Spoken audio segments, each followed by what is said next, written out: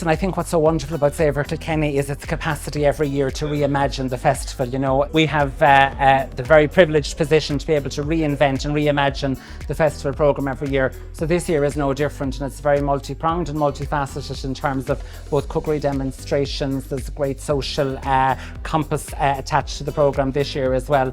And the best of all things, food and fun has been celebrated at Kilkenny this year, and looking forward to seeing everybody attend. We've over 100 stalls, people with amazing food produce from all over Ireland, jam-packed demos, talks, workshops with some incredible chefs.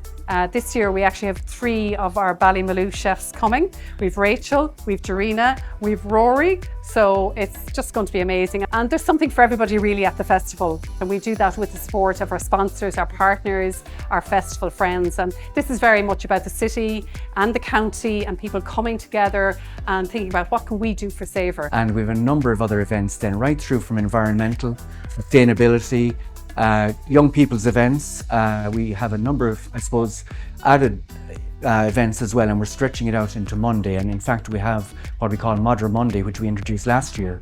And it was such a great success, we're back this year, which is about the pets, dogs on a Monday. This is Donal, he's 5, and Seamus, he is 3, and they're long-haired dachshunds. So we're delighted to come back again this year and sponsor Modern Monday at Savour. We had a fab time last year. It was packed full of families, kids, dogs of all shapes, sizes, ages and breeds, and we're looking to do the same thing again this year. What we love about it is that it's an opportunity for us to mingle with the public and explain a little bit about what we do and the importance of, I suppose, farming and agricultural produce, not just for the area but for the island of Ireland. You know, Kilkenny does festivals so well, and Savour's right up there amongst them. So definitely we have local food, we have local craft, we have local culture.